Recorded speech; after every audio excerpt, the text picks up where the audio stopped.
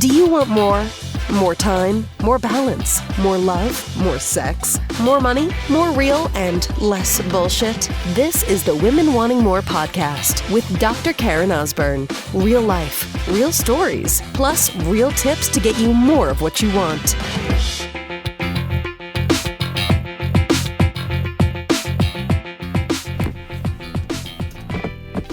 You are so loved, sister.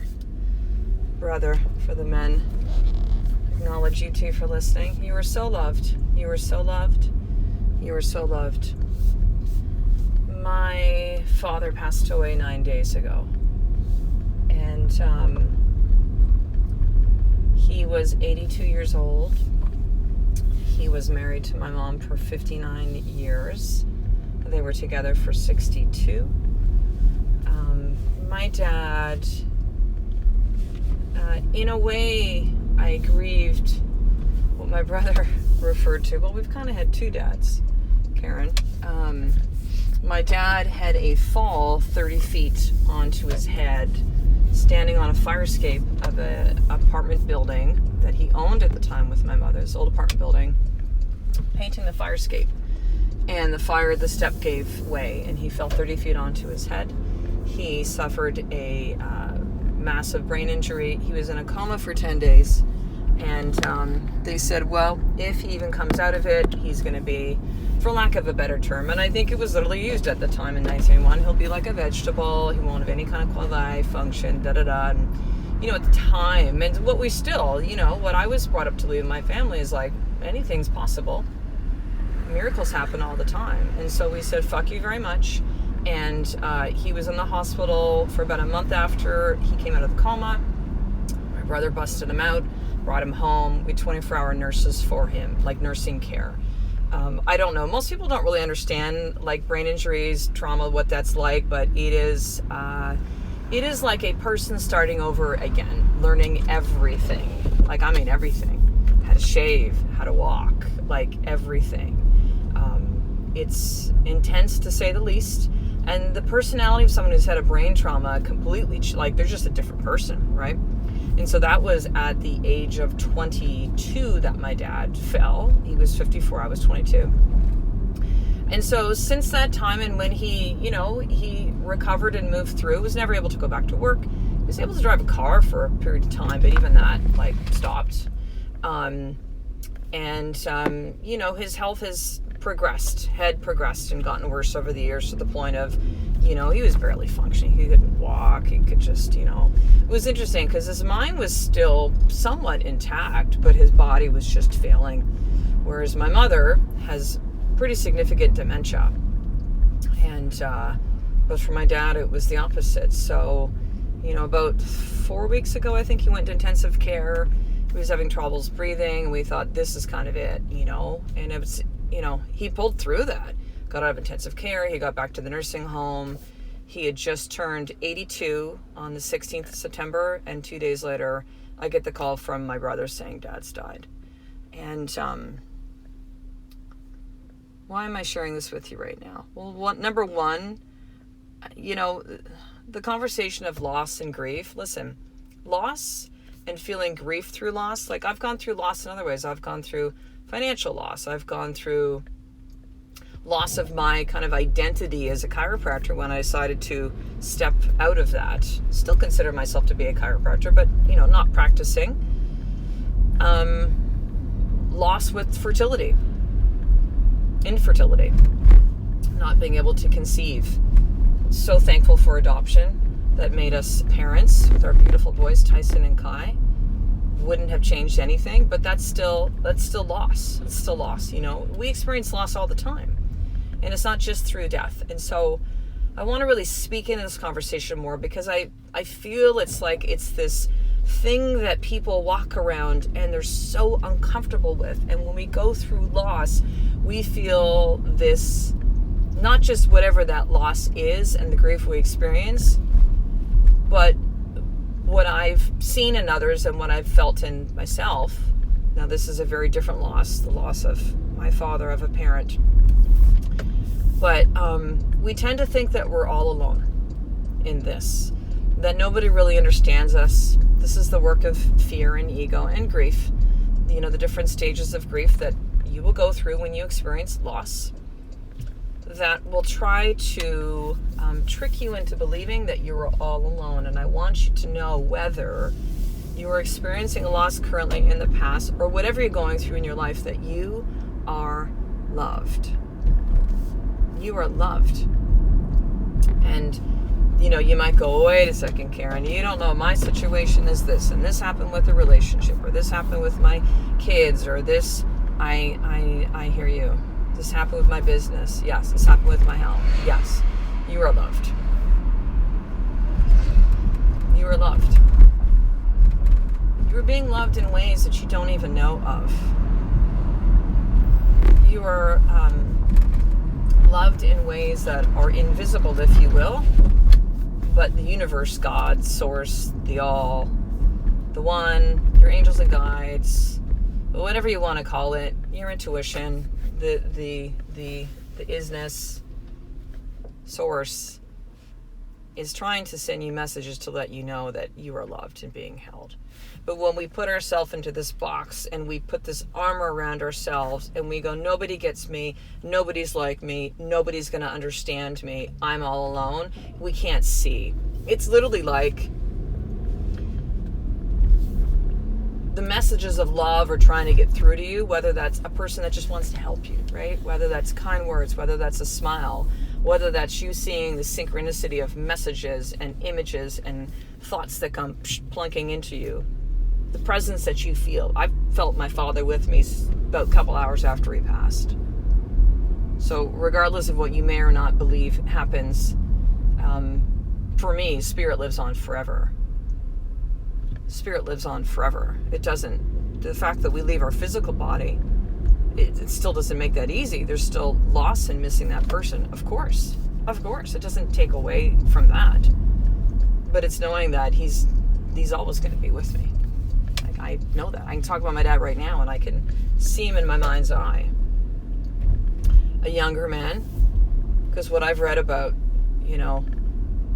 people that get visits from their loved ones that have passed, or pets sometimes too, which is kind of cool, right? Pets. Dreams, or, when you're in the waking day of your life, that usually the form people are going to choose is going to be younger version. Why would you not, right? Like, I'm going to feel better. It's like, I see my dad and he's younger and he has more hair and not as much of the gray or the white, and he's energetic, and I can see him almost as he was like in the 80s. I can see these pleated brown pants that he used to wear, and,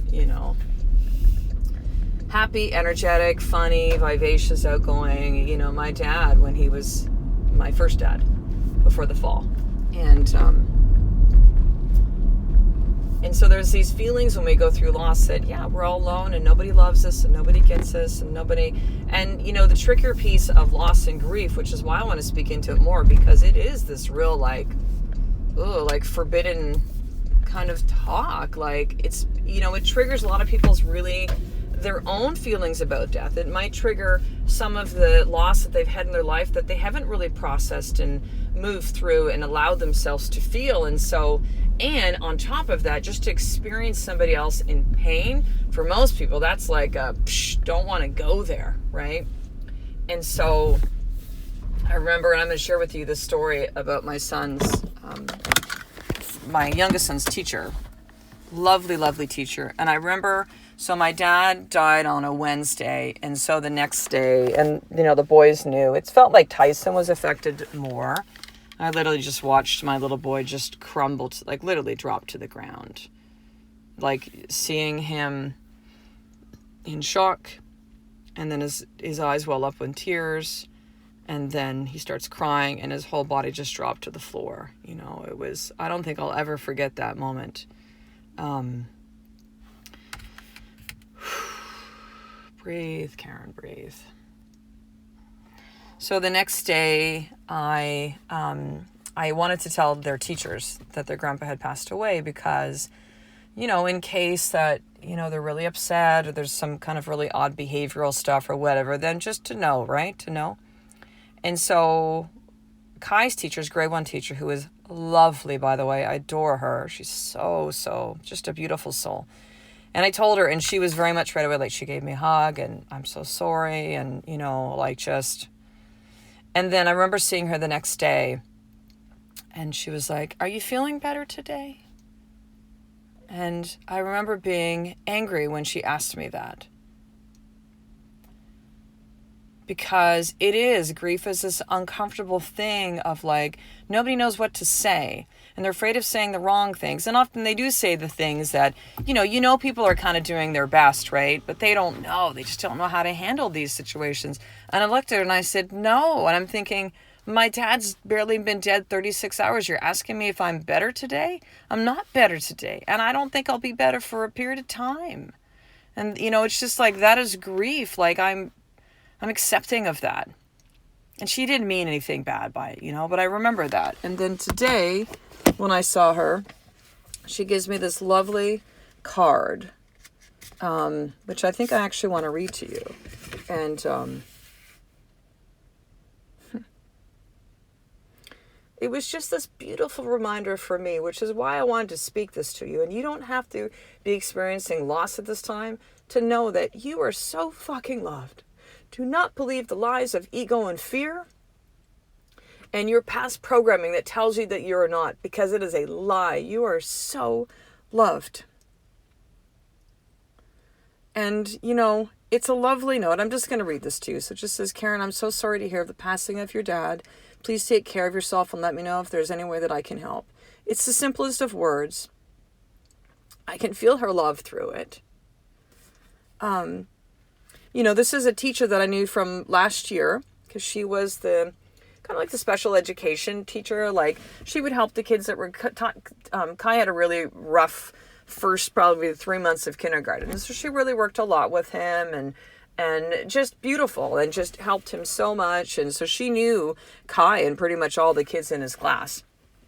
Because the way that a lot of schools work now is there's no kind of like, well, these are the kids that have trouble or have quote unquote problems. It's like all kids get a chance to work with the special reading teacher. All kids get a chance to work with the teacher that helps them with their feelings and gives them tools and ways to really help these situations, right? Like all the kids, at least in the school that I have my kids in, it's a public school in Victoria. It's beautiful, but they have access to, all the kids have access to this, right? So the kids aren't stigmatized and they all should. We all have different issues and stuff. And why not teach the kids early on? Like, what a concept, right? Something that we probably all wish that we had when we were kids growing up. And so this was a beautiful reminder for me today as I navigate my own grief, as I navigate the grief of my mother, who with the dementia, it's like, man, the first couple days I call her twice a day. So I live in BC, on the west coast. She's all the way close to the east coast in Ontario and Ottawa, actually, my hometown where I grew up. She's in a nursing home. I haven't flown back there to Ontario yet. I will in the next few weeks, but my mom doesn't want a service right now. My dad's body was cremated, and she wants the urn to be buried with her. She wants to be cremated when she passes and then put into the same plot. And so there's kind of no funeral. Like I know she will want to have something, but right now it's just been not even a week and a half, right? So we're just letting her choose this right now, and we'll figure out something in the coming weeks or months of a family get together, a celebration of life or something like that when my mom is ready. And so because of the dementia, probably the first 3 days, because I call her twice a day, probably the first few days, she would tell me, Karen, your dad died, like as if she was telling me for the first time. The things that you don't think of sometimes with grief, it's like, okay, so I'm managing my own grief, the grief of my children and my mother's, who, like I remember, my brother's on Ottawa with his sister-in-law. They've been helped my parents live in a nursing home. And, they've been there with them through all of this stuff. I'm so thankful for them. And so my brother sees her and other people have been visiting her and calling her and sending her things. So, she's surrounded by love. And I know that I need to be here now with my family. And the calls that we have are so connecting and loving and beautiful. And I will be there, again soon, but there's no hurry with all this stuff right now. And I never imagined what it would be like to comfort my mom's grief through my own grief.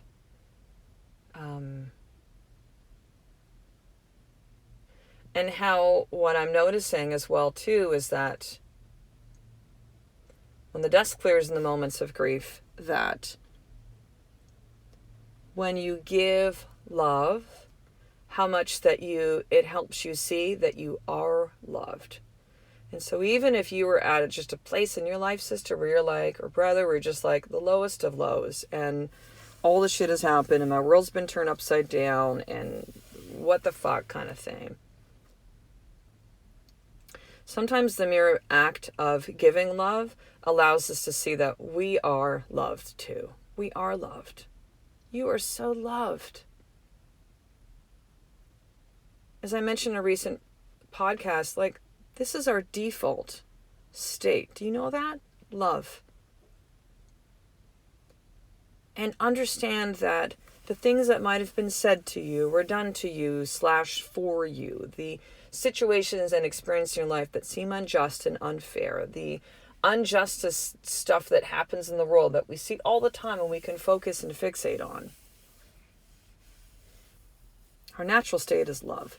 We need, at the place where our planet is in trouble, Mother Earth, the place where our people are in trouble, our families are in trouble, we are in trouble, we need to vibrate at a state of love at such a high level, and it is the most powerful force on earth. And this is not a pie in the sky kind of like, let's look on the bright side and see the silver lining. No, this is fucking real. This is real. You are so loved. You are so loved. You are so loved. You are so loved. You are so loved. And through this experience of grief and loss, you know, we can't know the highs unless we know the lows. Like, this is a part of life, these things. I need you to know that. And it's not about labeling shit good and bad, and, you know, you can do that, but, you know, how does that work for you?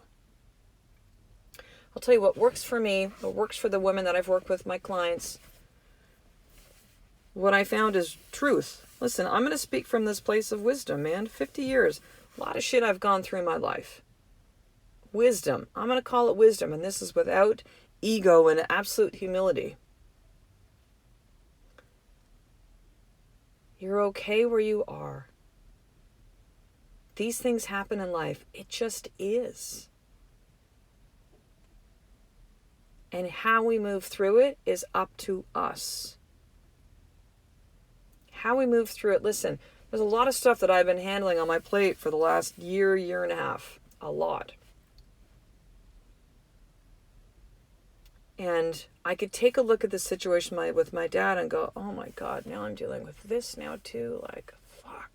Oh great, now I'm dealing with my mom telling me, you know, each day that, oh yeah, Karen, oh yeah, your dad. Why are you calling me Karen? Mom, I want to be here for you today. Well, you know, your dad died. I know, Mom. Not knowing what the grief is going to be like for my children, who actually didn't know their grandpa all that well. But yet, you know, it's their grandfather. Like, it's their family. It's important to them, of course. You were so loved. So here's what I want you to do for today's more tip. I want you to open up your journal. Which, by the way, if you don't have a free journal from me yet, you need to get one. There's 25 left. Like, no joke. 25. I've counted them. If you want one of the journals that I've sent to over 600 women around the world, go to drkarenosborn.com/free journal. drkarenosborn.com/free journal.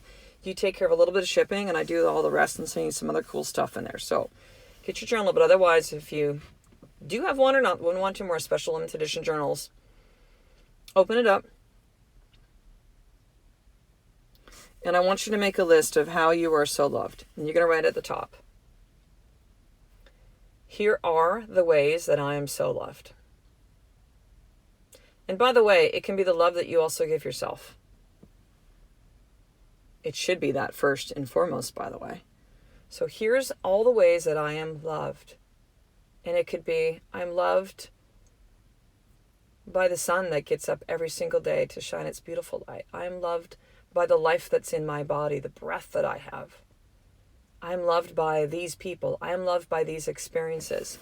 I'm loved today by a woman that actually doesn't know me all that well, but was kind enough to take time out of her day and to write a very beautiful and teacher, nice, beautiful printing, lovely note that has just completely touched my heart.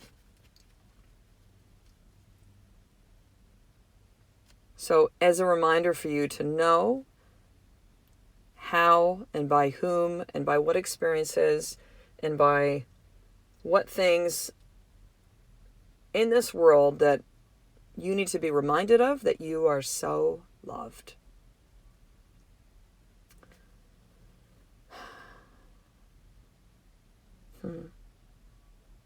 That's it for today. You are so loved. This is a big one. My hope and my intention is that this really hits your heart today. This really hits your heart today. Because I got to tell you, there's a real lack of love in our world. There's a real lack of self-love that I experience from the women that reach out to me. And that might be you right now. The one-on-one coaching that I do with the women that I do this deep work with, honestly, although, yes, we do teach tools about worthiness and about getting clarity on the things you want in your life and about understanding, your divine feminine and what that power is and how to be that. It's about understanding boundaries and the tools to make those happen, right? The tools to really own your worthiness and to learn, but ultimately it's about learning how to love yourself, because from that everything emanates. That is the foundation. The knowing, the belief, learning how to trust and surrender to that you are loved. And it's got to start from you first. So these are some of the bigness things that I teach with one-on-one coaching, which is beyond the let's hit your goals, It's interesting because, it can be that, but my experience has been for most women that it never stays that. It might be that at the beginning, because all the women that I work with that are at a really tough point in their life, we will start with, what is it that you want to create over these 90 days we're going to work together, right? What is it? What are the things that you want to have at the end to go, yeah, I want to have these things mastered. Some of them are the tangible goals, right? But they often morph into more things. I want to be able to stand up for myself in powerful conversations. I want to be able to speak my truth. I want to be able to work through tough conversations with ease and grace and not lose my shit. I want to be able to be loving and calm in my communication and be able to set boundaries that take care of me. I want to show up better for these people in my life. These are the things that we work with, really. And not so much that I want to lose 10 pounds and make this amount of income. It can be that too. But if this conversation of knowing that you're loved, of wanting to work on these big things, really resonates with you, and you are at a point in your life where you're just I need to make this happen. I've been trying and nothing is, then this is exactly what one-on-one coaching is all about. And so listen, this is my application. So this is not for every woman, but this might just be for you. So if you would like to apply right now, there's 2 spots that are open. You need to do this. Email me, drkarenosburn@gmail.com. So drkarenosburn@gmail.com. Simply say, I'd like to apply, and I will connect with you from there. All right, sister. I will talk to you in the next episode. A life of more really is one step away from knowing that you are so loved every single day. And I love and appreciate you. To get the show notes of each Women Wanting More episode, including the How to Get More tip, subscribe to the newsletter at drkarenosburn.com/newsletter.